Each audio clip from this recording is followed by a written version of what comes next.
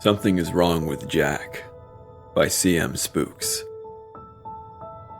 It began several months back when me and my best friend Jack were in a car accident. I would like to say the wreck wasn't my fault, but my alcohol levels would suggest otherwise. We've all made bad choices. Mine just cost me a broken arm, while Jack, who was unbuckled, was sent out flying through my windshield. When I had regained my consciousness, I scrambled out of the vehicle to check on my friend, who I was almost certain had just died. However, to my surprise, I found him standing up, and seemingly unharmed, other than some scrapes. Of course, I am happy that Jack survived. However, the likelihood that he would be sent flying through my windshield while driving over 60 miles per hour and be unharmed is nothing to overlook. But what was more worrying was the noticeable change in behavior that occurred after this. Jack still seemed to be himself, but he seemed to develop a bit of an edge to him. He started getting into fights when we went out, and just seemed to have less care for his own well-being. I suppose being in a near-death experience could explain this behavioral change.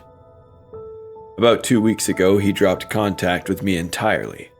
It was pretty abrupt, and I could pinpoint no reason for this. If he was mad about the crash, he would have cut ties then, but everything seemed normal besides his sudden change in behavior. And then his number wasn't working and he stopped showing up to work. I wouldn't blame anyone for quitting the crappy fast food joint we had worked at, but considering Jack had also dropped out of college, I was suspecting the worst. A few days ago, after getting off after midnight from work, I decided enough was enough. I had to check on him. I pulled up to his apartment building without notice, aiming to catch him there hopefully alive. Walking up to his door, I took a deep breath and then knocked. There was no answer. I knocked again several times before trying the door. To my surprise, it opened. The place was a mess, fast food trash and junk strewn about. This wasn't too abnormal, but as I investigated further, I noticed there were large claw-like marks in the walls and mangled furniture scattered everywhere. Going to check Jack's computer, I found that it too was also damaged beyond repair. Just as I was about to leave, I noticed a business card lay on the computer desk. It was for a bar supposedly in town, known as Barry Bones. A small logo of a skull wearing a top hat while winking accompanied the name. Despite living here for the better part of a decade, I had not heard of this place once. Either way, I took it as my only clue and headed that way. It was a short 8-minute drive from Jack's apartment. I pulled into the mostly empty street as most of the shops along Main Street were closed at this hour. It certainly didn't help my nerves to see how isolated I was if something did go wrong. I looked up at the small bar which I have never seen before, which was marked by the same silly skeleton icon. Barry Bones. What a stupid name. I had parked about a quarter mile from the bar and observed for a bit. It didn't seem to be open, just like everything else at this hour. There was at least one other floor above the main bar. I probably should just go home, I thought to myself. Do I really think Jack would be at some corny bar at 2 a.m. all on his own? Honestly, I had begun rationalizing to myself, trying to find a way not to enter that building. I had a slight but growing feeling of dread creeping up on me, yet I couldn't place my finger on the source. That's when I saw him.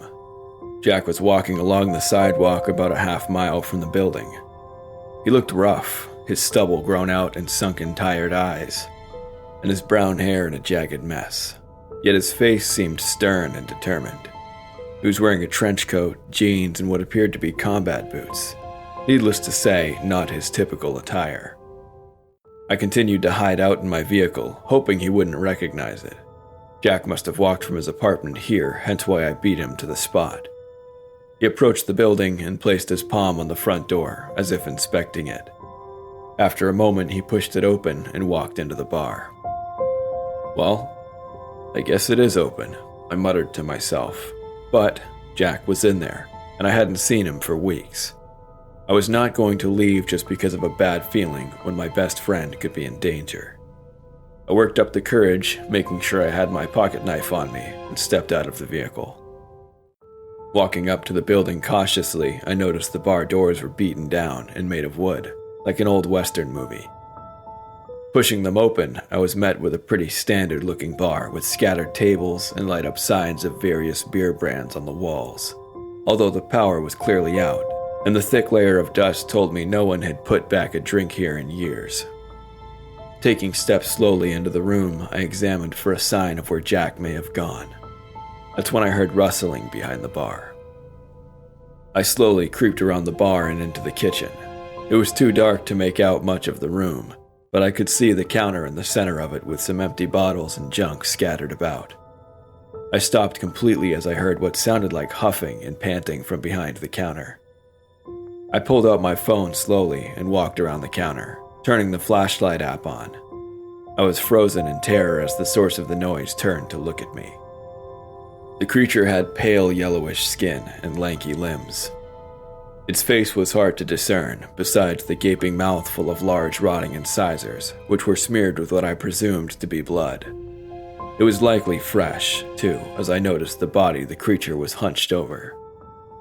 Not wanting to be the next meal for the abomination, I sprinted out of the kitchen and leapt over the bar. Before I could turn towards the front door, the monster leaped at me, pinning me down. Drool fell onto my face as I attempted to push it off, to no avail. The creature opened its mouth yet again, revealing the jagged teeth. I couldn't reach my pocket knife, so with no other options, I shoved my forearm in its face. I knew one bite on my neck or chest would be enough to kill me, so I figured my forearm would be a better trade. But considering its teeth were the size of steak knives, it wouldn't buy me much time. Before it could tear apart my arm, however, a gunshot rang out and a bullet went through the creature's neck.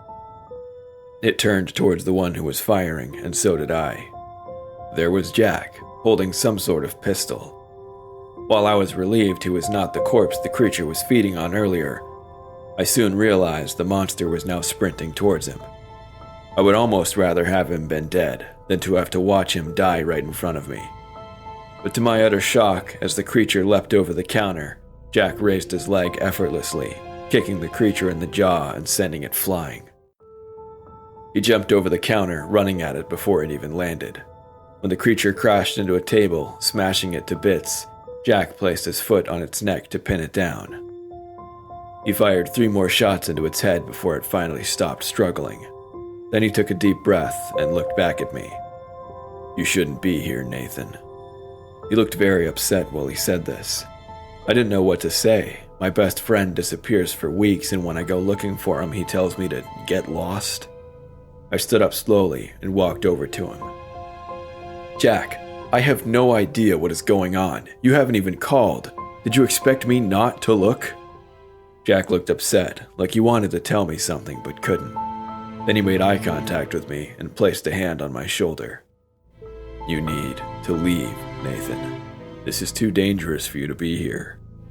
I doubt that was the only one. Before I could respond, Jack screamed out in pain. A large bony appendage protruded through his chest from behind him, causing him to spit out blood. He was then flung into the bar, smashing it on impact. The creature, still alive, looked at me. At least, I think it was. I got a better look at it this time. Its head was smooth with no clear features besides the mouth, and it hunched over, letting its gangly arms hang forward. On its back were multiple spider-like limbs which hadn't been there before. The monster stood over me, at least 7 feet in height. I swear it seemed to be getting bigger, like it was evolving. All of this was too much to consider, on top of the fact that Jack was likely dead. I had no time to mourn, however, as I grabbed a bar stool and swung it towards the creature's head. While mostly futile, it bought me just enough time to run a few feet before being stabbed through the leg by one of its appendages. I screamed out in pain, falling over, as yet again the monster loomed over me like a cat toying with its prey. Still, I pathetically attempted to back away. There was no time to think about all of the strange things that had led up to this moment. There was no time to ponder what this demonic beast that stood over me was, or where it came from. And there was no time to react, as a much larger humanoid beast grabbed it by the back of its neck, causing it to shriek in pain. A large muscular monster with a charcoal black hide and demonic horns stood over the faceless yellow creature as the sound of bones snapping and popping rang out. The demon breathed heavily, its glowing red pupils staring directly at the now helpless creature. Then, in one swift motion, the black beast swung the creature in the air and back down to the ground, shattering its head at once. The beast then proceeded to start eating it. I quietly crawled to a table, using it to stand myself up and look towards the bar. I had to see if maybe Jack had survived. When I saw Jack's body no longer, I turned back to the larger creature whose chest wound slowly healed. I limped out as fast as I could, while what was once Jack paid me no mind. I made it home and have been resting for a couple days. My leg is badly wounded, but I was able to stop the bleeding. I'm not sure if I want to leave the house at this point, even if it is to get my leg treated. My friend is out there, and he is a monster. I'm not sure what to do from here, but I will try to do some research after I post this. I won't be going back to work for a while.